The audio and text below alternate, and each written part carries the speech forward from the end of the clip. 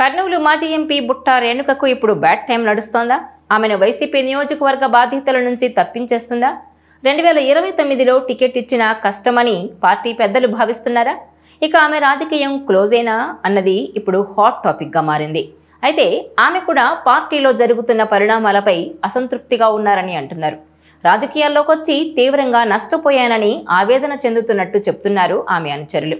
ఇప్పుడు ఎలా చూసినా గానీ బుట్టా రేణుకకు కాలం కలిసి రావడం లేదన్న అభిప్రాయం వ్యక్తమవుతోంది. ఒకవైపు పార్టీ ఇన్ఛార్జ్ బాధ్యతలు, మరోవైపు ఆమె ఆస్తుల వేలానికి సంబంధించిన వ్యవహారంతో ఆమె ఉక్కిరిబిక్కిరవుతున్నట్టు తెలుస్తోంది. బుట్టా రేణుక వైసీపీ నుంచి రాజకీయాల్లోకి వచ్చారు. 2014లో వైసీపీ నుంచి కర్నూలు లోక్సభకు ఎంపికయ్యారు. అప్పట్లో లక్కు కలిసొచ్చి వైసీపీ తరపున ఎంపీ పీఠం ఎక్కేశారామె. కానీ ఆ తర్వాత మాత్రం రాజకీయం ఏమాత్రం కలిసి రావడం లేదని చెప్పుకుంటున్నారు. 2014లో ఆమె గెలిచిన టీడీపీ అధికారంలోకి రావడంతో ఆ తర్వాత ఆమె చంద్రబాబును కలిశారు. బుట్టా రేణుక భర్త టీడీపీ కండువా కప్పుకున్నారు. ఆమె మాత్రం అనర్హత వేటు పడుతుందన్న కారణంగా టీడీపీలో చేరలేదు. కొన్ని రోజులకు మళ్లీ టీడీపీకి దూరం అయ్యారు. ఎన్నికలకు ముందు అధికారికంగా మళ్లీ వైసీపీలో చేరారు. 2019 ఎన్నికల్లో పోటీ చేయడానికి అవకాశం లభించలేదు.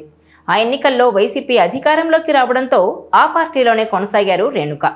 కానీ ఎలాంటి పదవులు లభించలేదు. అయితే ఆమెకు ఎమ్మిగనూరు టికెట్ ఇచ్చారు. సిట్టింగ్ ఎమ్మెల్యేకు టికెట్ నిరాకరించి బుట్టా రేణుకకు సీటు కేటాయించారు. అయితే కర్నూలు జిల్లాలోని అన్ని నియోజకవర్గాల్లో వైసీపీ తుడిచిపెట్టుకుపోయింది. ఎమ్మిగనూరులోనూ ఓడిపోయింది. ఇదిలా ఉంటే ఎన్నికల ప్రచార సభల్లో జగన్ అభ్యర్థులను పరిచయం చేసేటప్పుడు బుట్టా రేణుకను సౌమ్యురాలు, డబ్బులు కూడా అంతంత మాత్రమే అని పరిచయం చేశారు. అయితే తనకు వేల కోట్ల ఆస్తులున్నాయని బుట్టా రేణుక యూట్యూబ్ ఇంటర్వ్యూలో చెప్పిన వీడియోలు అప్పట్లో వైరల్ అయ్యాయి. బుట్టా రేణుకను ట్రోల్ చేశారు. అయితే తాజాగా బుట్టా రేణుక ఆస్తుల వేలంతో గతంలో జగన్ చేసిన రేణుకమ్మ ఆస్తులు అంతంత మాత్రమే అన్న మాటలు ఇప్పుడు నిజమయ్యాయని మరోసారి ఈ అంశం చర్చకొచ్చింది.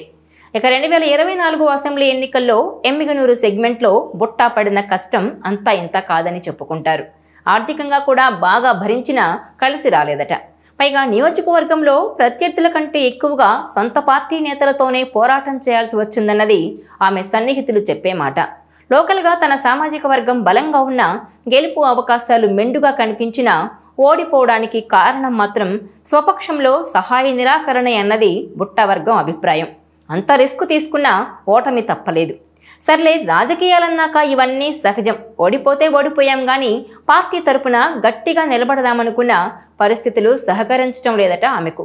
దీనికి తోడు ఇటీవల బుట్టా రేణుక వ్యాపారాల్లో భారీ సంక్షోభం వచ్చిందని, ఆర్థిక ఇబ్బందులు చుట్టుముట్టాయన్న ప్రచారం జరుగుతోంది. అయితే అసలు రాజకీయాల్లోకి వచ్చిన కారణంగానే ఈ ఆర్థిక సమస్యలు వచ్చాయన్నది మాజీ ఎంపీ మనసులోని మాటగా ప్రచారం జరుగుతోంది.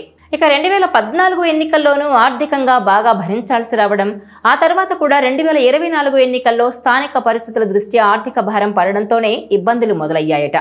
ఈ పరిస్థితుల్లో ఎమ్మిగనూరు వైసీపీ ఇన్ఛార్జిగా ఆమెను కొనసాగించకపోవచ్చన్న టాక్ నడుస్తోంది నియోజకవర్గంలో. ఎమ్మిగనూరు పరిణామాలతో మనస్తాపం చెందిన మాజీ ఎంపీ ప్రస్తుతం పార్టీ కార్యాలయానికి, కార్యక్రమాలకు కూడా దూరంగా ఉంటున్నారట. పైకి అనారోగ్యం అని చెబుతున్నా అసలు కారణం మాత్రం రాజకీయ పరిణామాలే అంటున్నారు పరిశీలకులు. ఎన్నికలకు ముందు నుంచి బుట్టా రేణుకను వ్యతిరేకిస్తున్న మాజీ ఎమ్మెల్యే చెన్నకేశవరెడ్డి కుమారుడు జగన్మోహన్ రెడ్డి తర్వాత కూడా అదే ధోరణితో వ్యవహరిస్తున్నారట.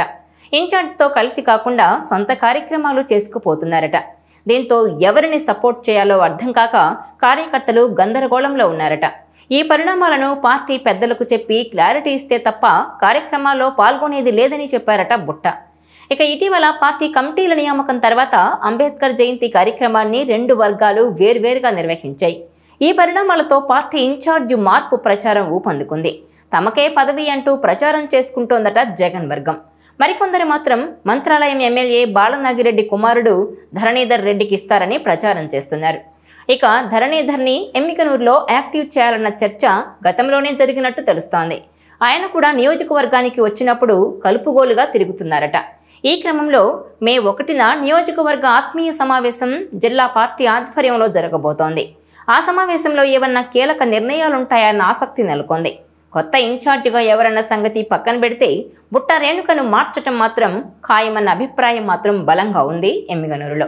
ఆమె ఆర్థిక సమస్యల్లో ఇరుక్కుపోవడం, పార్టీ వ్యవహారాల మీద దృష్టి పెట్టకపోవడం, 2029లో టికెట్ ఇచ్చిన కష్టమన్న అభిప్రాయం పార్టీ పెద్దల్లో బలపడడం లాంటి కారణాలన్నీ కలగలిసి ఆమెను ఇన్ఛార్జ్ బాధ్యతల నుంచి తప్పించొచ్చని అంటున్నారు.